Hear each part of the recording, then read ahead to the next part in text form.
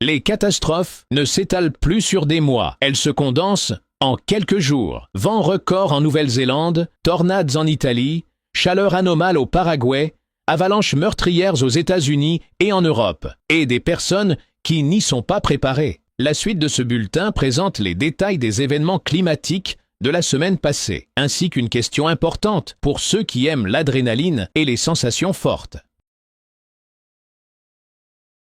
En Nouvelle-Zélande, le 16 février, une puissante tempête accompagnée de pluies torrentielles s'est abattue sur l'île du nord de la Nouvelle-Zélande. Dans la capitale du pays, Wellington, un vent record a été enregistré avec une vitesse de 193 km/h. 193 km/h. C'est le chiffre le plus élevé dans la ville depuis plus de 10 ans. Et sur la côte de la partie sud de l'île, les rafales de vent ont atteint les 240 km/h. 240 km/h, incroyable. Les éléments ont entraîné des perturbations majeures dans le système de transport. La majorité des vols ont été annulés ou retardés. Le trafic ferroviaire et les liaisons par ferry à travers le détroit de Cook ont été suspendus. Les rafales de vent ont déraciné des arbres, endommagé des toits de maisons et rompu des lignes électriques. Des dizaines de milliers d'habitants se sont retrouvés sans électricité. Dans la région de Wellington, il est tombé jusqu'à 200 mm de précipitations en une nuit. Plusieurs autoroutes ont été fermées en raison d'inondations et dans l'un des districts, un glissement de terrain a bloqué environ 20 voitures sur la route. Le village de Lake Ferry s'est retrouvé isolé après que la seule route y menant a été emportée. Les habitants ont formé une chaîne humaine pour passer des vivres par-dessus un pont impraticable.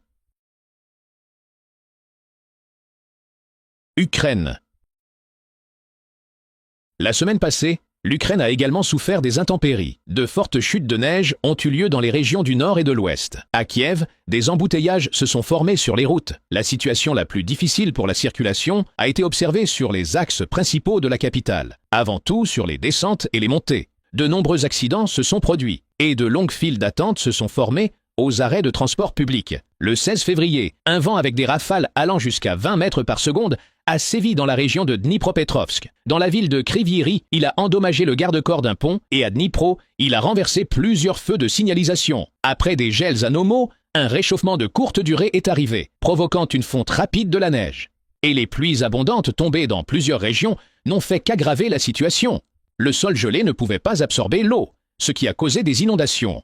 Dans la ville de Kropyvnytsky, la rivière Suoklia est sortie de son lit. En conséquence, 20 maisons et le refuge pour animaux, BIM, ont été inondés. Les animaux se sont retrouvés bloqués dans un piège aquatique, le niveau de l'eau est monté au point d'inonder les niches et les enclos. Des centaines de chats et de chiens ont été évacués par bateau toute la nuit et confiés à des personnes ayant accepté de les accueillir temporairement.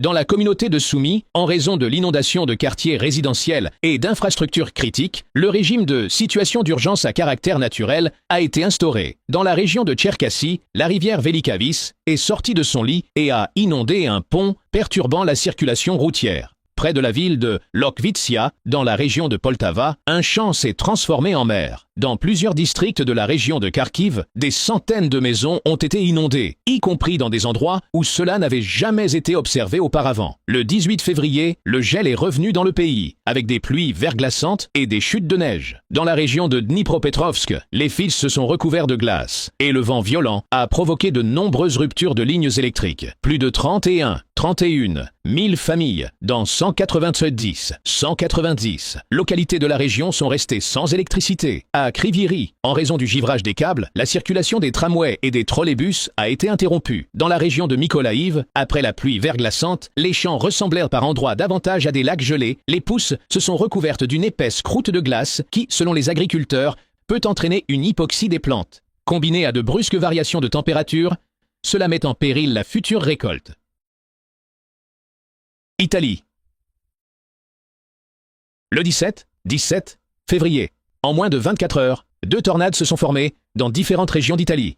Le premier tourbillon puissant, de catégorie F, 1,5, IF, 1,5, s'est abattu sur la province de Brindisi. Il a laissé une traînée de destruction de près de 10 km de long et d'environ 360 mètres de large. La tornade a déraciné des arbres, arraché les toits des bâtiments et endommagé des panneaux solaires. Le fait que l'incident se soit produit de nuit a probablement permis d'éviter des victimes. Une deuxième tornade, plus brève, a été enregistré près de la ville d'Aversa. Les experts notent que de tels tourbillons puissants sont extrêmement rares à cette période de l'année. Mais cette fois-ci, les conditions atmosphériques étaient particulièrement favorables à leur formation. Paraguay. Depuis la mi-février, une chaleur anomale s'est installée dans la partie centrale de l'Amérique du Sud. Au Paraguay, la température ressentie a atteint plus 50 degrés Celsius, plus 50 degrés Celsius. Pour tenter de se rafraîchir, les gens ont allumé massivement climatiseurs, ventilateurs et autres appareils électriques, ce qui a surchargé le réseau énergétique. Dans la ville de Fuerte Olimpo, département du Haut-Paraguay, pour la seule journée du 17 février, 5 coupures d'électricité ont eu lieu et des appareils électroménagers sont tombés en panne à cause des variations de tension. Le 18 février, une panne d'électricité massive s'est produite durant la journée. Les lignes électriques provenant de la centrale hydroélectrique d'Itaipú ont lâché, laissant une grande partie du pays sans lumière. Les hôpitaux et les établissements médicaux ont utilisé des générateurs pour maintenir le fonctionnement des services d'urgence. Les entreprises ont subi des pertes dues à la détérioration de produits alimentaires et de médicaments. L'arrêt des pompes a causé des interruptions de l'approvisionnement en eau. Dans la banlieue d'Asunción, la capitale du pays, plusieurs transformateurs ont explosé et des problèmes de communication téléphonique sont également survenus.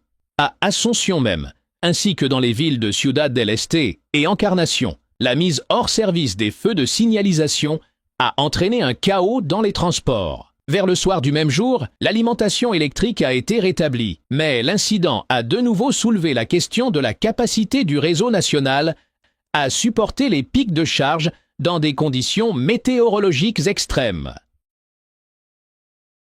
Argentine.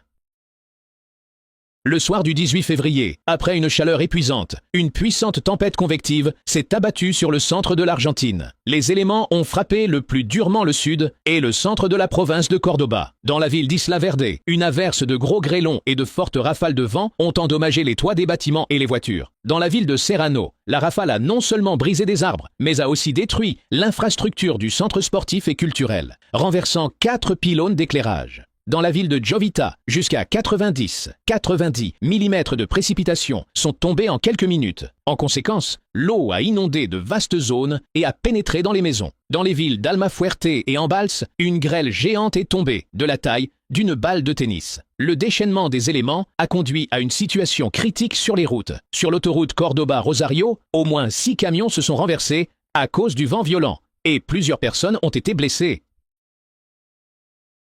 Avalanche de neige.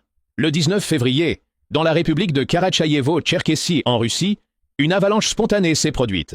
Une masse de neige d'un volume d'environ 135 000 m3 est descendue en dehors de la zone avalancheuse officielle et a partiellement recouvert le territoire d'un centre de vacances dans le village d'Arkiz.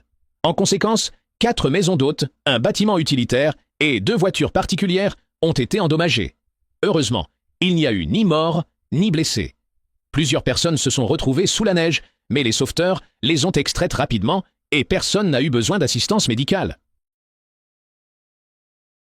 Le 17 février, dans l'État de Californie, aux États-Unis, un groupe de 4 guides de montagne et 11 touristes revenaient d'un séjour de ski de 3 jours dans les montagnes de la Sierra Nevada. Le matin, près du mont Castle Peak, une plaque de neige d'environ 107 mètres de long s'est abattue sur eux. Malheureusement, 9 personnes sont mortes sur le coup. 6 survivants ont pu envoyer un signal de détresse. De fortes chutes de neige, un vent en rafale et une visibilité quasi nulle ont rendu difficile l'opération de sauvetage, dans laquelle ont été mobilisés des hélicoptères Black Hawk, des équipes au sol et des chiens de recherche. En conséquence, les secours ne sont arrivés qu'après plusieurs heures. 2 touristes ont été hospitalisés pour des blessures. L'avalanche de Castle Peak est devenue la plus meurtrière de l'histoire de la Californie et la deuxième par le nombre de victimes aux États-Unis depuis 1950.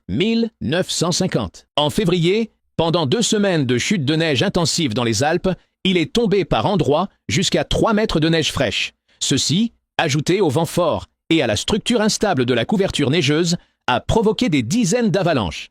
Les unités de secours ont travaillé sous une charge de travail extrême. Des centaines d'opérations de recherche ont été effectuées, mobilisant l'aviation sanitaire, des équipes cynophiles et des secours en montagne. En Suisse, la situation concernant le danger d'avalanche était extrêmement tendue. 7 jours d'affilée, le niveau de danger 4 a été déclaré dans une région du pays et dans certains districts du canton du Valais. Les alertes ont atteint le niveau maximal, le niveau 5. Selon les spécialistes, Une période aussi prolongée avec une situation d'avalanche aussi critique est rare. Dans le canton du Valais, le matin du 17 février, non loin du village de montagne de Zermatt, une masse de neige a recouvert un train en circulation. Aucun des passagers n'a été blessé, mais ils ont subi un choc et ont décrit l'expérience comme quelque chose de surréaliste. La veille, près du village de Goppenstein, une autre avalanche a provoqué le déraillement d'un train, faisant 5 blessés. En raison de grosses avalanches, plusieurs vallées dans les cantons de Berne, Glaris et du Valais se sont retrouvés temporairement isolés du monde extérieur. Dans le canton des Grisons, une tragédie s'est produite. Le 17 février après-midi, un homme est mort sous une avalanche lors d'une sortie à ski avec son fils. Précédemment, le 15 février, dans la station de ski de Parsène, un snowboarder a également été enseveli sous une couche de neige. Il n'a pas pu être sauvé. Le 17 février, dans la commune française de Lagrave, département des Hautes-Alpes, une avalanche meurtrière a recouvert un groupe de 5 skieurs évoluant hors piste. 2 personnes sont mortes et une a été transportée à l'hôpital avec des blessures. Dans la station de ski de Valloire, dans le département de la Savoie, une personne est morte à cause d'une chute de neige inattendue et 2 autres ont été grièvement blessés. Depuis le début de l'hiver en France, 28 personnes sont mortes à la suite d'avalanches. C'est plus du double de la moyenne des 20 dernières années pour cette période de l'année. Le 15 février, une puissante avalanche est descendue dans les Alpes italiennes sur la vallée du Val Veni. La neige a enseveli un groupe de skieurs qui pratiquaient le hors-piste sur l'un des itinéraires de freeride les plus populaires au pied du Mont Blanc. 15 sauveteurs, 3 unités cynophiles et 2 hélicoptères ont participé à l'opération de recherche. Malheureusement, 3 personnes n'ont pas pu être sauvées. Et dans le land autrichien du Tyrol, le 20 février, plus de 32 incidents d'avalanche ont été enregistrés, dont la moitié impliquaient des personnes. Les événements les plus tragiques se sont déroulés dans la commune de Sankt Anton à Marlberg.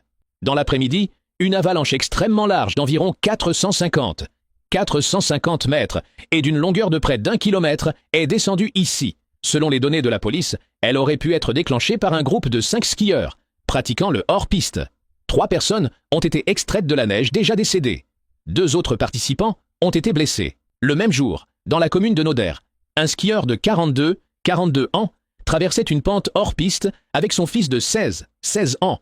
Soudain, une avalanche de neige est descendue, les emportant tous deux sur 200 à 300 mètres en bas de la montagne. L'adolescent est resté en surface et, malgré ses blessures, a réussi à appeler les secours. Mais le père a été enseveli et est mort sur le coup. Le jeune homme a été transporté à l'hôpital par hélicoptère. En seulement 2 jours, 7 personnes sont mortes à cause des avalanches en Autriche. Les éléments n'ont pas seulement touché les itinéraires de ski. Le matin du 20 février, une avalanche est descendue sur la route Lechtalstrasse, près de la ville de Stokach, et a poussé un bus hors de la chaussée.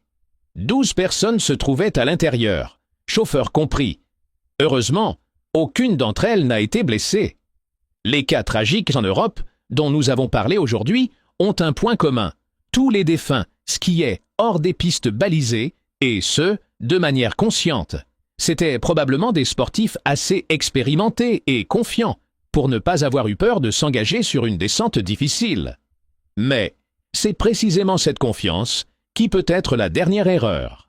Aujourd'hui, un nouveau facteur s'est ajouté aux risques habituels. Le climat change plus vite que nous n'avons le temps de le réaliser. Des conditions qui n'existaient tout simplement pas auparavant à cette période de l'année et dans ces lieux se forment désormais. La réalité est déjà différente, mais nous continuons à vivre selon les anciens critères. Les règles sont souvent écrites d'après l'amère expérience de quelqu'un. Mais si auparavant le risque était au moins compréhensible et plus ou moins prévisible, aujourd'hui, tout a changé radicalement. Rappelez-vous l'histoire du père et du fils qui skiaient en Autriche. C'est l'exemple de la manière dont quelques minutes d'adrénaline peuvent coûter une vie entière. Une piste ordinaire semble ennuyeuse, on veut des sensations réelles. Mais cette descente vaut-elle la peine qu'un adolescent se souvienne pour toujours du jour où son père est mort sous ses yeux? Aucune adrénaline ne vaut une vie humaine. Prenez soin de vous et de ceux qui vous entourent.